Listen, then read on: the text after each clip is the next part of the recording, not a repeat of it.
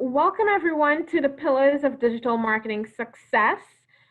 Today we're going to talk about digital marketing. I'm going to give you an introduction to digital marketing.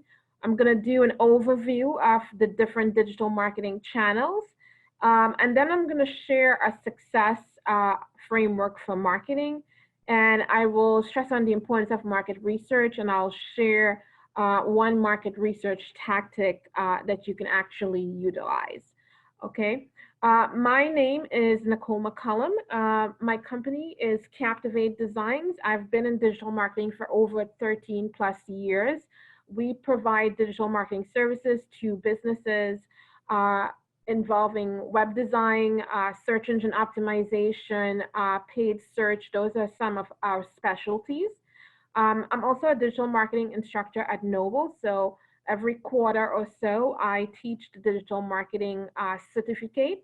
And I'm also a bona fide foodie, hence some of you might have heard me speaking with John, who's on the webinar from Chicago about one of my favorite Italian restaurants in Chicago, Pizzeria Portofino, which is a great restaurant, great food, great scenery if you ever make it to Chicago. There's a plug for you guys, John.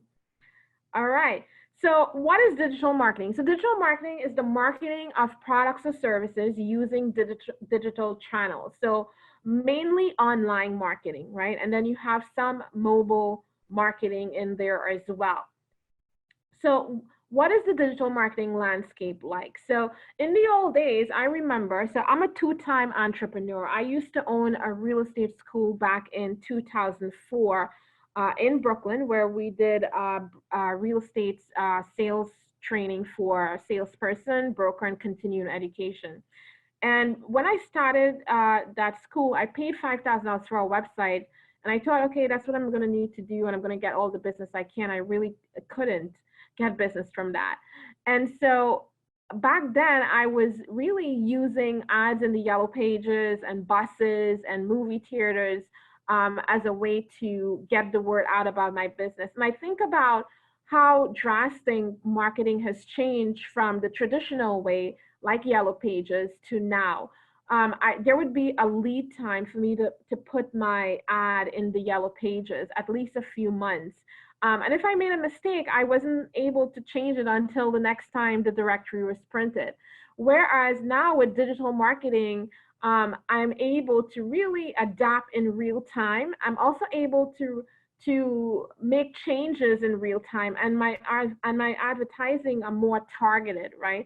So there's a lot of advantages to digital marketing. So not only that, but what we've seen is that ad spend for digital marketing continues to increase worldwide. So this year, the ad spend was projected to be around $384 billion.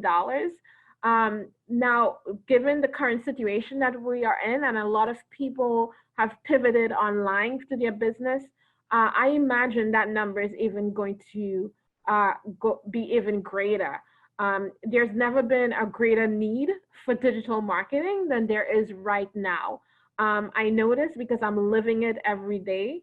As someone who runs a digital marketing business, I have my family calling me in like the middle of the day thinking I'm just here home chilling. And to be honest, I'm not, I'm busy. So this is my second webinar for the day. And this is probably my fifth webinar for the week that I'm teaching. And in addition to doing my regular work. So digital marketing is in demand. And in fact, for one of the webinars that I hosted earlier, they told me that today was one of their highest attendance ever, that the marketing topics really work really well for them. So digital marketing is going to continue to grow. And if you're exploring a digital marketing career, this is a good time to get in that, because at least for the foreseeable future, a lot of spend is going to move online because most people are shopping more online, right? Also, if you're a small business owner and you've always run it like a brick and mortar business, now is the time to lay the foundation for a solid digital marketing strategy. That's what I've been helping a lot of my clients do, is really set a foundation for when we get out of this quarantine, to get to a point of recovery, but also building a solid foundation that they can build on and grow their business, right? So why digital marketing? It's measurable. If you ever pass by a billboard, it's hard to tell really how many people are seeing that billboard, right? There's going to be an educated guesstimate, I would like to call it. But if you run an ad on Google or on Facebook, you can tell how many people saw that ad and how many people clicked on that ad, right? And you can also tell how many people took a specific action as a result of that ad, like how many people made a purchase, how many people joined your email list as a result of that ad. So digital marketing is very measurable. It's also highly targeted. Once you know who your ideal customers are and who your target audience is, you can plug that into platforms like Facebook, like Google, and say, these are the people I want to reach, right? So you're not just throwing your money out there at different ads and hoping that it's going to stick. You're doing highly targeted marketing. And I'm going to share with you some of the ways that you can research to make your marketing even more effective. Digital marketing also levels the playing field because it's just me and a team of 5. And if I were to tell you some of my clients, you probably wouldn't even believe it. Even as a small business, I am able to compete with the bigger guys, right? I am able to get clients at a higher level. I've consulted with companies at the billion-dollar levels who are publicly traded. And I'm just, a small company with just me and 5 people. So digital marketing also has a low barrier to entry. So if you're a small business, you can start advertising for a very minimal amount. Like you can start advertising for as little as $500. Like in fact, when I teach Facebook advertising, I teach people how to start their Facebook advertising with as little as $10 a day and how to really scale that, right? So the barrier to entry for a small business is not very high. And if you're looking to get into digital marketing, you're lucky because you do not need to go and have a 4-year degree in marketing. Digital marketing is a relatively new discipline. It's a relatively new field. I am completely self-taught. Again, because of paying companies to help me get results, and it didn't work out. And I had to really learn how to do it for myself, and I learned, and that's why I walked away from my real estate school and to digital marketing. And I think it's safe to say 13 years later that I made the right decision. I am so grateful that I choose this career because even as the world is turned upside down, I'm still able to continue working because I work remotely. And many of my clients, as I said, throughout the US, UK, Canada, I've worked with people from Prague. I have a client who owns a hotel in Marrakesh. So I work with people virtually all the time. And so my business hasn't been really affected that much. And I also work with a virtual team. So that's the great thing about if you are looking for a career that is really, you can work from anywhere. Digital marketing offers you that opportunity. So there are various digital marketing channels, and a channel is really the vehicle used to get your products or services in front of your desired audience, right? So how do you get people to discover you? How do you get people to know, like, and trust your business? And so one of the main channels is search marketing. And search marketing deals with search engines specifically. So you have Google, which is the #1 search engine worldwide. You have Bing, which is owned by Microsoft. And Yahoo is also a search engine, but they actually tap into Bing. So the results that you see in Yahoo actually is populated by Bing. And then you have Baidu, which is the largest search engine in China, and Yandex, which is the largest search engine in Russia. And DuckDuckGo is a small search engine here in the US. We see that market share is going up, but it's not going up significantly. And their big thing is all about privacy, right? About securing your information. So with search engines, you have both paid and organic traffic, right? Paid traffic you can do on a search engine like Google, or you can do Bing ads, for example. And you basically have to pay per click. So how that works is that you are able to bid on keywords that people would typically enter into the search engine as a query. and you would tell the search engines how much you're willing to pay, and then your ads go into an auction, and then once someone clicks on your ad, you pay per click. The problem with pay per click is that sometimes it can be very costly. So I have a client who is a plumber, and for plumbing you can pay as much as $45 per click, right? And that's just per click. It's not necessarily a lead or a sale. Although Google do have Google local service ads, which you pay per lead. So that's also a part of paid search. And then it's an ad because it's usually donated with the ad at the top. And below that is the organic results, which is powered by SEO. So search marketing, you have both paid and you have the SEO side of things. And you can do SEO on both Google and Bing, right? And the other search engines as well. The thing I love most about search marketing is that it really brings people who are searching for your products and services to you. So it brings people to you who are searching for your products and services at a time when they truly need it.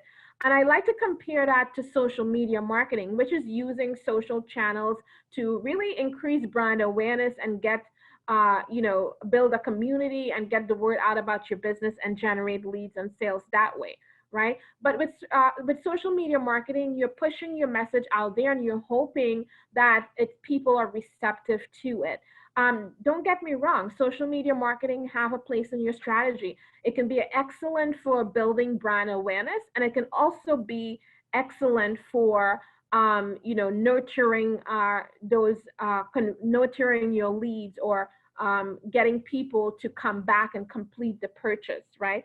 But with paid search, people are already searching for you. They're just asking, well, which business should I do business with? Or who are the vendors available, right? Because you can look at search as an online marketplace, right? So search is really powerful. I am a big proponent of search marketing because it works. It works for me. Just last week, I was able to get 2 clients just through my SEO campaign. So I know this works, and I'm passionate about that. And I love helping small businesses, especially, and other companies really leverage the power of this channel to grow. It's a long-term investment. So with search engine optimization, you don't see results right away. It takes about 3 to 6 months or even longer for you to start seeing results. But if you're in it for the long haul, I like to compare it to like annuity. It's going to keep providing you with results. All right. And then I talked about social media marketing, which is really, utilizing social networks, right? And you have Facebook, Instagram, Twitter, Pinterest. Now you have TikTok, you have LinkedIn, which is more for B2B platform, right? And really using social media is great, as I said, for building brand awareness. If you've ever bought something online and you left, or you saw something in you left something in your shopping cart online, and you went to Facebook and then you saw an ad for it, well, that's a form of retargeting, which is, I think, is a great and important element of social media marketing. Aside from just doing regular ads, I think that's where social media gets to be really powerful for like Facebook. And I think like platforms like LinkedIn can be really valuable. I use LinkedIn in a really strategic way to build partnerships. I'm not constantly posting content on there, but I'm using it as more of a tool to source prospects and reach out to them and build one-on-one relationships, right? And then you have email marketing, which I believe should be a part of just about everybody's strategy. I am really passionate about email marketing because whether you get someone through a search engine, most of the people, less than 10% of people that come to our website buys right away. The reason for that is because the average user compares up to 7 different websites before they make a decision. And so email marketing is a great way for you to continue to nurture that relationship and get people to buy from you. And so email marketing is really using email to promote your products and services, but most importantly, to build relationships with your email list or with your audience, right? Display advertising. So display advertising is really using banner ads or other visual media to get to promote your products and services. So generally, display ads are seen on websites like the New York Times. Google has a huge display ad network, right, that you can leverage. It's made up of millions of websites that you can choose to promote your ads on. And again, display advertising is really good for brand awareness. It's also very cheap, but the conversions on display ads are very low. So as I said, if you're a new company and you want to create brand awareness, display advertising can be really good for that. Feel free as I go along to ask questions in the chat as well. I'm going to be taking some questions, so feel free to ask questions. Okay. And then you have video marketing, which is another channel. And video marketing is really using video again to promote your products and services. But video marketing is a very powerful channel as well, because what we see is that video marketing tends to increase conversions. And for example, 75 million people watch videos every day. So it's a really powerful platform. And as we see, go through this pandemic, what we're seeing is more and more people are utilizing video, right? People are getting on IGTV, they're getting on Instagram Live, they are getting on Facebook Live, right? And then of course you have platforms like YouTube as well, which is in itself one of the top, websites in the world. So there's a lot of different ways that you can leverage video marketing. Studies show that if you have an explainer video that explains your products or services, you're more likely to convert that person into a sale, right? That person typically will go on and make a purchase from you. So video is also a very powerful channel that you can leverage to continue to educate people and also to convert them into sale. And then you have content marketing. So content marketing is really a strategic marketing approach focused on creating and distributing valuable, relevant, and consistent content to attract and retain a clearly defined audience, and ultimately to drive profitable actions, right? Content marketing is great for building thought leadership. It's great for educating your audience.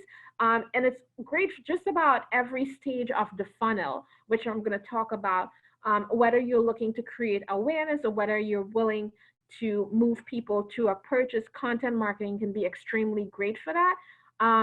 And by the way, all of these topics, with the exception of video marketing, is covered and offered by Noble Desktop as individual classes. So which channels are best for service sales rather than product sales? So I always say Google is always, search marketing is always a great channel to start with, but I'll show you how you can get to that point where you arrive, because it's not just about choosing a channel, but it's about making sure that it's backed by research, right? That's where a lot of people go wrong, is they tend to just focus on executing a tactic without really doing the research to see if that is where their audience really is. Okay, so there are 3 ways to leverage digital marketing. You can leverage digital marketing through earned media, paid media, and owned media. So earned media is media that you earn. So you got mentioned in the press, you earned that, right? Someone came to your restaurant, they had a really good experience, and then they posted on social media. You earned that. You wrote a really great piece of content and people liked it, and then they started sharing it. That is earned media. Paid media is when you utilize search ads or social media ads, right? So you're advertising on Google, on Facebook, on Instagram, on Twitter. You're paying for the opportunity to show your ads to those audiences.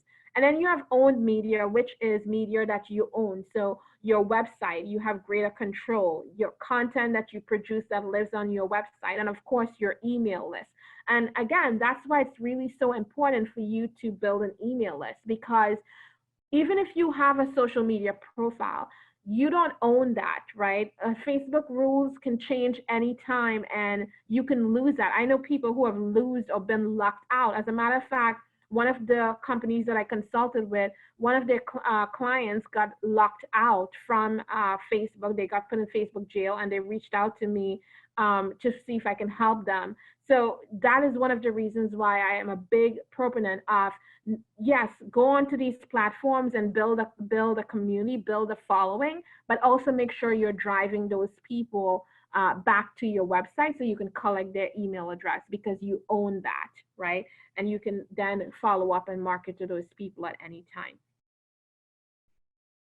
So that brings me to the different stages of the buying journey, right? And basically, this is referred to as a marketing funnel. And where you have at the very top awareness, and that's where someone has now become aware that they have a problem, and this is when they start seeking a solution, right? And so you have to reach people when they are at that stage where they have identified they have a problem and they start looking for a solution. And they may look in various places. They may go to a search engine and look. They may turn to friends and family for a recommendation. And that's why it's important for you to understand who your audience is and where they're turning when they are in that stage. And then you have consideration. Ideally, what typically happens is that they will have a lot of different options that they're going to consider, right? And so what you need to do at the consideration stage is very different to what you need to do at the awareness stage. So the consideration stage, you might be providing different content, or you might be using a different channel or tactic to reach your audience. And then you have the decision stage. This is where they've evaluated all the options available to them. They've made a decision, and now they're ready to buy. And again, you might have a different strategy at this stage as well. And then you have the retention stage. This is when someone becomes a customer. They've already made a purchase from you, and they're a customer. They already made a purchase. This is where a lot of people fail, because they think, okay, I already got the sale. That's it. But this is where your marketing should truly, even amplify even more, because it's 5 times cheaper to keep your existing customer than to get a new one, right? If you've heard the saying, it's cheaper to keep her. When I look at my own business, I saw that 80% of my revenue was coming from my existing customers. And so I made it a point in my business to develop what I call the customer plan, right? To make sure that I had at least a 90% customer satisfaction, to make sure that I put steps in place to get my customers to refer me to other people, right? To make sure I put steps in place to let my customers know of the other products and services that I offer. So at each one of these stages, you're going to have a different strategy, a different tactic, right, to reach the customer.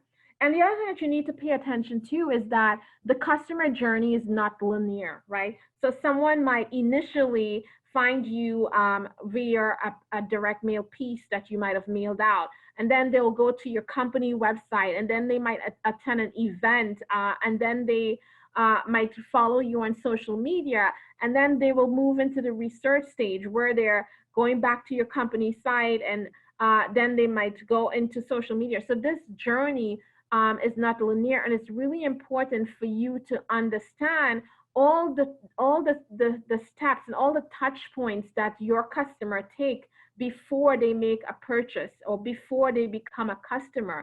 Because if you can do that, then you will be able to meet your prospects where they are, right? You'll be able to meet your audience where they are and really take them through that customer journey and ultimately lead them to becoming a customer.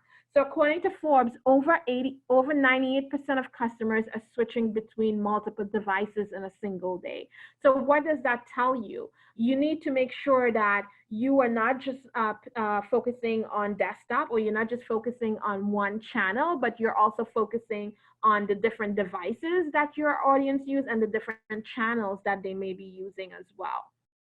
So this is an example of my customer journey, right? Typically, someone will find me on Google, and then they'll come to my website. When they come to my website, I'll capture a lead, because most likely they're requesting a quote, or they might be downloading a white paper from my website. And then I typically follow up with them via an email, right? Again, I'm nurturing the relationship. And then they may go back and look at online reviews. So having a positive online reputation is important. They may then search for a coupon to see if they can save by doing business with you. And then they may come back to the site to complete the transaction. So as you can see here, there's a lot of different touch points. And that's one of the reasons why you have to know so many different aspects of digital marketing. Now, don't get me wrong, there are people that only specialize in one area, but it can be very beneficial to you if you have several of these different skills in your toolbox, right?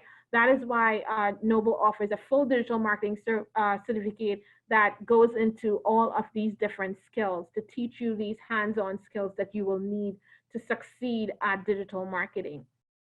Now, the hub and spoke model is all about making sure that wherever you're, whatever channel you're utilizing, that you're always driving people back to your website. And the reason for that is because you have less distraction when you drive people back to your website, right? If your audience is on social media, they're being bombarded with a lot of different ads at different times of the day. But if you drive people back to your website, they're just focused on you and the action you want them to take. So that's a really important part, is for you to always make your website the hub of where you drive your traffic. Now, I want to share with you this marketing success framework that I think is really important for building a successful digital marketing strategy. And the first is to really define your business strategy. And your business strategy is really your overall priorities for your business, right? And then you have a customer strategy. Who is it exactly you're trying to reach? And then you can implement a successful marketing strategy. So your business strategy includes defining your mission statement. Why does your company exist, right? And usually when I teach workshops and I tell people to define their mission statement or why their company exists, some people say it's because to make money, but you got to have something that's greater than just making money, right? You got to have something that's really truly consumers will buy into. Also, you want to have a strong value proposition. Your value proposition is your promise to your customers, right? What will people get as a result of doing business with you? And this could be a tangible result. Like you can say, people will get a 50% increase in growth, or within 30 days, they'll lose 30 pounds, for example. So your value proposition can be a number, it can be something that's tangible. And then you need to have a unique selling proposition. How do you stand out from your competitors? What sets you apart? Right? This is going to be one of your core, positioning statements. So it's important for you to get clear on all these things before you decide to, to develop your digital marketing strategy. Then you want to define your customer strategy. And the key part of that is identifying your target audience. Who is best suited for my products or services, or who are my products or services best suited for? So take me, for example. I target small businesses. Small businesses are really my core target audience. But at a more granular level, if you were to ask me, well, who are your ideal customers? I will tell you my ideal customers are small businesses who are 10 employees or less, where I get to work directly with the decision maker. And how do I know that? Is because over time, I found that these are the people that pay me my price. These are the people that value my services the most. These are the people that, I enjoy working with because I don't have to go through a lot of red tape, right? So it doesn't mean that I don't work with larger clients. I do. It just means that I have a primary focus audience. So there are some people out there who are best suited for your products or services, and you want to identify who those people are, because then it makes it a lot easier for you to sell your products or services, right? And then it makes it a lot easier for your marketing or your ad spend to go a lot further, because you're targeting those people that are more likely to buy from you. And then you want to develop your customer persona. And your customer persona are really characteristics of people who are in your target audience, right? You want to get to know your customer personas on a deep level, because when you do that, then you can create marketing that truly resonates with your audience, okay? So I'm going to share with you some elements of a digital marketing strategy. When we, in the digital marketing certificate, we go into this as a workshop and we go through all of these tactics specifically. Of course, we're just 1 hour, so we don't have time to go into all of them. But your goal is that larger goal that you want to achieve for your organization, right? So that might be to increase sales by 50% this year, right? And your objective is a specific step that you need to take to achieve that larger goal. So you might say, okay, my goal is to increase revenue by 50% this year. And you might look at your products or services and you may say, well, I want to sell more of this particular product or service because that's going to get me to my goal faster, or that's what's more in demand, right? And then your tactic is how you're going to achieve your objectives. So your tactic would be like the platforms you use or how long you're going to run your campaign for. And then you have KPIs. KPI stands for key performance indicators, and really it's indicators of success. How are you going to know that you're on track to achieve your objective? Are you performing below or under? I'm sorry, below or above, right? So that's really important to know. And then resources are, what resources am I going to need to be able to carry out the tactics? So that might include resources in terms of time or money. It may also include people, whether you have the talent in-house or out, you need to source outside talent. It can also include resources in terms of your creative. What type of creative would you need? What type of content would you need? So those are the things that you need to build into your digital marketing strategy. And then you have measurement. Did you reach your goal? Did you reach your target? Did you reach the indicators of success that you needed to reach? And then you have the final step, is optimization, because one of the things that is important about marketing is that you can always learn from a tactic that you've implemented. You can always learn from the results you get, whether the results were positive or negative. You get negative results, you learn what's not working. If you get positive results, you learn what's working and what you should be doing more of. And I think this is where a lot of people fail, is because they, especially when it comes to small businesses too, is that they will go onto social media, they might run an ad, and the ad might not have performed for them, and then they throw up their hands and say, I give up, right? And the reality is, it takes time for you to learn what's working and what's not working. So you want to go through a process of refining your strategy until you get to an optimal area where you're satisfied with the results, right? And so we take you through that entire process in our digital marketing strategy class. So why do you need a strategy? Well, Sun Tzu said, strategy without tactics is the slowest road to victory, and tactics without strategy is the noise before defeat. And you don't want to be defeated, right? So we want to make sure that you're setting yourself up for success. Again, because you probably hear, well, TikTok is hot right now, and you're probably thinking, well, maybe I need to be on TikTok. Well, guess what? You probably don't need to be on TikTok if your audience is not on TikTok, right? I am not even on TikTok because I know that's not where my audience is. And so that is why you need a digital strategy. So you can really identify which platforms you should be utilizing to reach your ideal target customers and to reach your target audience. So where should you start? You want to start with market research. So market research is the process of gaining insight into your market to determine their needs, what they value, and the best tactics, channels, and messaging you should be using. Okay, so Forrester research says insights-driven businesses are growing 8 times faster than global GDP. So what that means is, if you're using data and analytics, you're more likely to win customers, right? By doing data-driven marketing. So the first step is to understanding your audience. Who are your ideal customers, right? What are their demographics? Are they consumers or are they businesses? You want to get clear on that. What are their pain points? What are the challenges that they're having in their life that they need to solve? Excuse me. and what is the outcome that they desire. Because when you determine that, then you can create messaging that's truly going to resonate with them. So I'll give you an example. I love grilling branzino, and I told you guys I'm a foodie, so I use a lot of foodie references, but I love grilling branzino in the summer. In fact, I'm already planning to have grilled branzino this weekend. And I had a cast iron grill that I used, but the skin of the branzino kept sticking on it.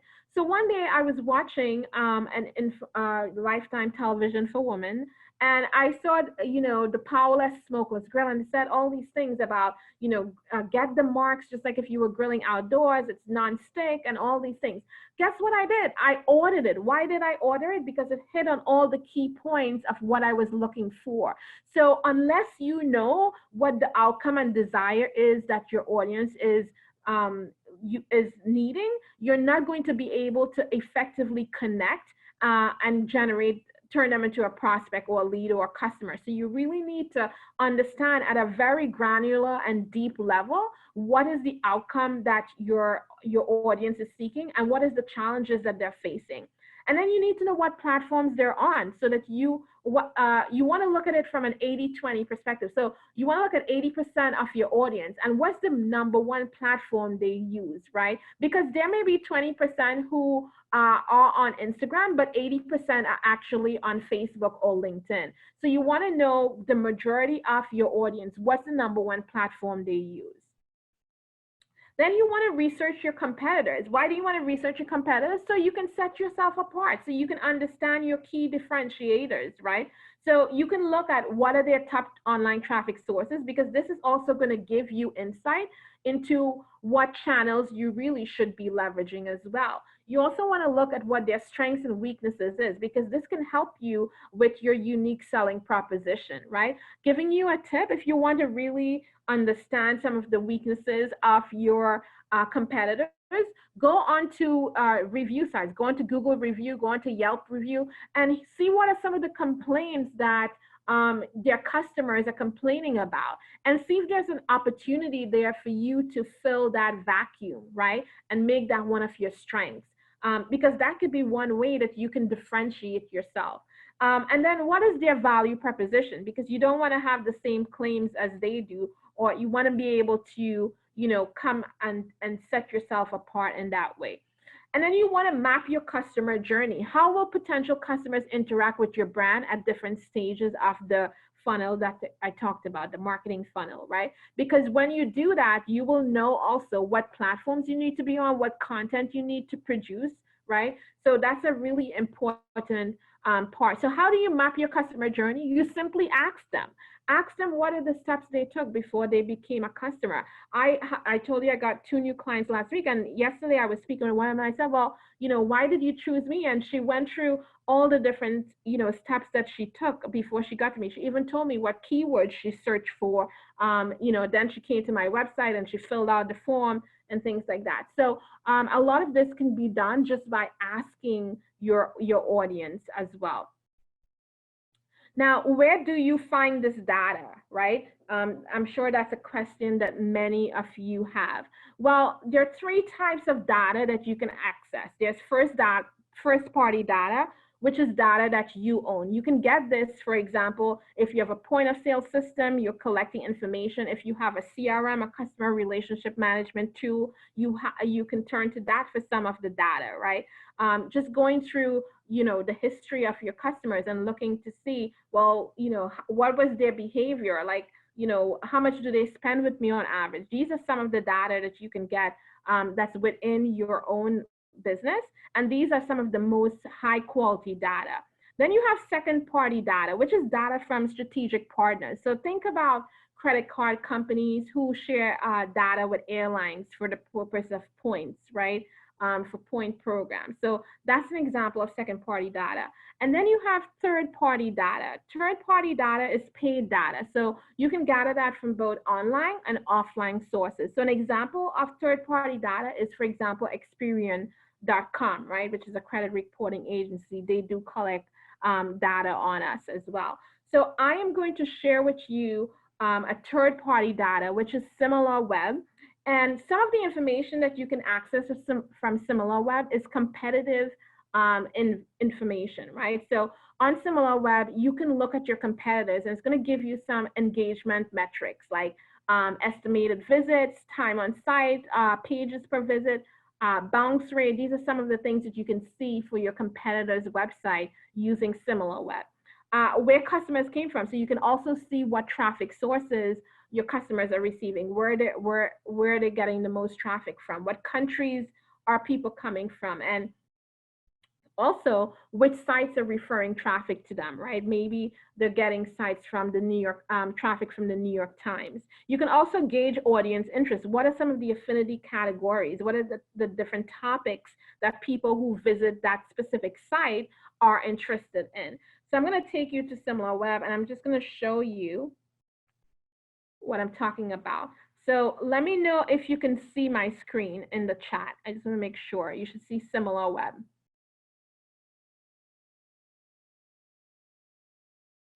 Okay, good.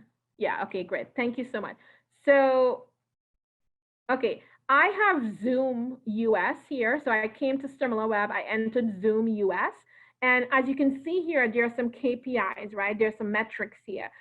You see, it shows me, and you can tell this is a pretty reliable because it shows around February that Zoom's traffic just took off, right? And so right now it's showing you that on back in February, they had over 106 million visitors. And in March, they had over 803 million visitors, right? And tells you the average duration that people spend on Zoom is 5 minutes, and average pages per visit is 3 minutes and 87 seconds. So people on Zoom are pretty engaged. Also, it tells you their bounce rate. So bounce rate is when someone visits a site and they leave without visiting any other site. So again, this number, generally you want to be concerned if this number is 60% or greater in most cases. But as you can see, Zoom does not have a bounce rate issue, a huge bounce rate issue. It also tells you that the majority of Zoom traffic comes from the United States, but also United Kingdom as well, right? And then as you scroll down, it tells you the traffic sources. So it says the majority of Zoom traffic comes from direct traffic, meaning someone basically went directly to a browser and typed in zoom.us website, right? Which is true because actually that's how I tend to access Zoom. But what's even true is it tells you that Zoom has really great brand name recognition. That's why people are able to go directly to the site because they're familiar with the brand. And that makes a lot of sense because Zoom has been in the news a lot lately. Zoom has gotten a lot of social media mentions, right, online. So they've gotten a lot of free press, which is earned media, right? Because both some of it negative and some of it positive. Positive because they're giving free access to schools, but negative because they've had quite a bit of security issues. And then it shows you that Zoom has some referral traffic, about 8.69%, and then 14.23% from search. So search is the second largest. Social media, just very little. And this is important to note because we all hear about social media and we find social media to be very, very sexy, but in most cases, social media is not driving a lot of traffic to websites, right? So social media, as I said, has a place in your strategy, but it works well for certain specific tactics. You have to know the right tactics to really leverage social media. And then email marketing. So they have about 3.6% email, which is, you know, I expect this as well because I actually do use Zoom and I've never recalled getting an email from them. So they probably don't do a lot of email marketing. And their display marketing is very low. So now if you're one of Zoom competitors, you might want to ascertain that maybe we should be putting a lot of money into creating brand awareness, right? And maybe we should also be investing in search marketing, right? Which is search engines like Google or Bing, right? Because those are the two top traffic sources. And then you have the referral traffic, and the referral traffic tells you what websites are sending traffic to Zoom's website. So we see here Messenger, and then UCLA, and then you have Facebook and YouTube, right? So these are, excuse me, are some of the sites that are sending traffic to Zoom. And then if you look at it under search, it tells you like what are their top organic keywords. So meaning SEO, what are people searching for? And again, it shows you that Zoom has very good brand awareness because they're doing what we call branded search and SEO. And you learn all about this in our SEO class as part of the certificate. And then Zoom is not spending a lot of money on paid search. Again, so you can see that paid search is, 0.05%, which is extremely low. And then again, it shows you like what social media platforms Zoom is leveraging. So they're actually doing WhatsApp, and Facebook is the #1 platform. So again, you're gaining a lot of insight from this, and then you can use this to build your digital marketing strategy, right? To understand better which platforms you should be using. Display advertising, they're really not doing a lot of that as well. And then if you come down here, it shows the audience interests, right? Affinity categories. What are they interested in? So a lot of people are interested in computer, electronics, and technology, news, and media. And this changes depending on the website that you enter. And so then it tells you what topics are surrounding Zoom, right? Yes, this topic cloud here. So what type you can gain insight here from in terms of, content topics that you might want to utilize, right?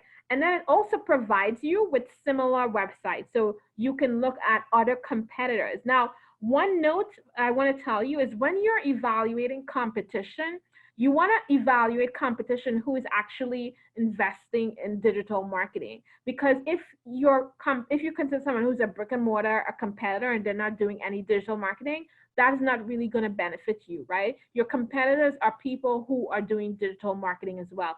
And that's why SimilarWeb is a good place to start, because you can get a feel for what type of digital marketing your competitors are doing, if any at all, right?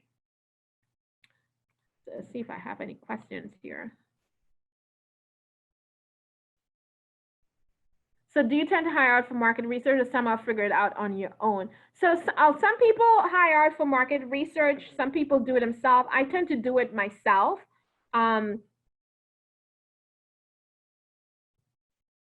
So Anthony saying, I'm a freelance filmmaker and motion graphic designer. Shall I lean towards digital marketing or content marketing? So content marketing is a channel of digital marketing. So content marketing is built into digital marketing. In fact, content marketing and SEO goes extremely well together, because with SEO, you do need to create a lot of content. Can you put your own website into SimilarWeb? Would that be helpful? You can, but if you have your website and you have Google Analytics set up, you will be getting this data in Google Analytics as well. It's just that if you don't have access to your competitors' Google Analytics, and so that's where SimilarWeb comes in handy. So C is asking, how do you do market research yourself?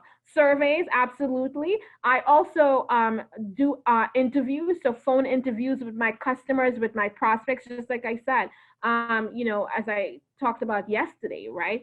Doing phone interviews as well, and getting feedback that way. You'll be surprised how much information you can get that way. Okay. So at this stage, you're better prepared to develop your marketing strategy once you've conducted your market research, right? Because you'll be able to get greater insights on your audience, your competitors. You should now be able to better identify what channels and tactics you should be leveraging, and the type of messaging that will resonate with your audience, right? And then you can build your customer persona. So what is made up of your customer persona? So demographic data. So things like age, gender, location, marital status, those are all demographic data. And then you have firmographic, and firmographic data is if you're in the B2B sector, meaning you're a business that targets other business. So you want to know, like, what is the size of the business? What is the annual revenue of the business? How many employees does your ideal target audience have? Who is the decision maker in the company? What's their title? And it's so pivotal to know this information, because then when you do know that information, you can target them more precisely. You also want to understand their behaviors, right? What are the sites they visit? What are the things that they do? What are they interested in, right? Who are they interested in? Do they follow Oprah, for example? Are they interested in wellness and health? Like, these are really important to know. What are their goals? And again, what are their pain points? So typically what you do is you would blot several customer personas, at least maybe 3 to 5 personas that you might create. So this is an example of a customer persona by Vengage that they did for an app that allows people to read, right? And as you can see here, they plotted out the demographics, the goals, the reading habits. And this customer persona is a working document for when you are developing your digital marketing strategy, because you can use it to develop your creative, you can use it to develop your content, you can use it to identify the different audiences that you're going to target on the different platforms as well. So that's also a key. And then if you want to take this even further and go beyond the seminar, I want to invite you, I'm stretching a hand to you, to basically enroll in the Noble Digital Marketing Certificate, where we cover website fundamentals. So you're going to learn what it takes to build an effective website that's going to convert, content and email marketing. We're going to show you how to do that. And these classes are very hands-on and practical. You have a lot of workshops in the class. SEO, you work on an SEO project, so either your own or a company. Google Ads, you're going to learn how to run Google Ads. Social media marketing, we cover Facebook, Instagram, and LinkedIn. And then, of course, Google Analytics, because once you're running these campaigns, you need a way to measure your results so that you can improve and optimize your results. So right now, all the classes are online, but you have the benefit of retaking the class for a year, up to 1 year. So the next digital marketing certificate starts next week, which is the 28th. As I said before, digital marketing is more important than ever before. Web usage is up 50% from the same period last year. And the Drum did a survey, and they found that 14% of client leaders said that they will be moving their budgets to offline, from offline to online marketing. So now is really the time, if you're considering a career in digital marketing, or you want to leverage digital marketing to grow your business and to take, really capitalize on the opportunity that digital is offering right now. Now is a great time to set that foundation. I've also spoke with Noble Desktop, and just as a one-time offer, because Noble Desktop doesn't really give these type of discounts, they are offering $250 off the digital marketing certificate if you register by tomorrow. So this is a one-time offer. It wouldn't come again. So if you're interested, I would like to invite you to register. I'm happy to stay for a few more minutes and take some questions. If you want to ask me about digital marketing career, if you want to ask me about starting a digital marketing business, I'm happy to give you some feedback on that as well. And if you want to know how to use digital marketing to grow your business, I can talk to you about that as well. How can I register? Eli is here. I think Eli has a link. Let me just go to.